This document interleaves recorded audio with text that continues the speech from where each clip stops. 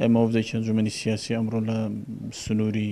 مەڵبەندی سۆرانی کۆمەڵی ئیسلامیمان بەسەر کردەوە، ئەم ئەنجومەنی خەلیفان و ئەنجومەنی حەریر و مەڵبەندی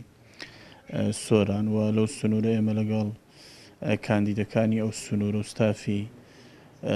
مەڵبەند و ئەنجومەنەکانی کۆمەڵ کۆبووینەوە بە مەبەستی ئاگادار بوون لە شێوازی بەڕێوەچوونی هەڵمەتی هەڵبژاردنەکانی لیستی 1940 کۆمەڵی ئیسلامی لەو سنوورە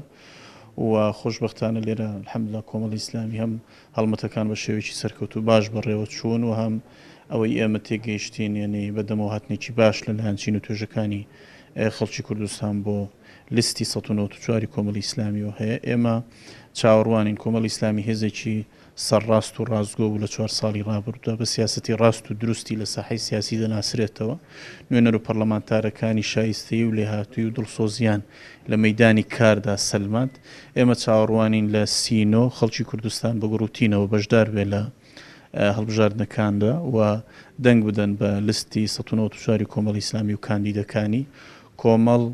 بەردەوامە بێ لەسەر سیاسەتە ڕاست و دروستەکانی بە ئاراستەی هێنانەدی حکومڕانیەکی تەندروست لە هەرێمی کوردستاندا و دروستکردنی حکوومەتی هاوڵاتی و ڕاستکردنەوەی باری خواری حکومڕانی و ڕوبەڕووبوونەوەی گەندەڵی دەستپێکردنی چاکسازی ڕیشەی و هەنگاونان بەرە و کۆتایی هێنان بەو قۆرەخکاریەی کە لە کۆی جومگەکانی حکومڕانی لە هەرێمی کوردستاندا هەیە. ئێمە چاوەڕوانین خەڵکی کوردستان بە گڕوتینەوە بەشدار بن و لیستی کۆمەڵی ئیسلامی سەربخەن و لێرە شۆمە تەمەنا بۆ تێک کۆی کاندیدەکانی کۆمەڵی ئیسلامی دەکەین و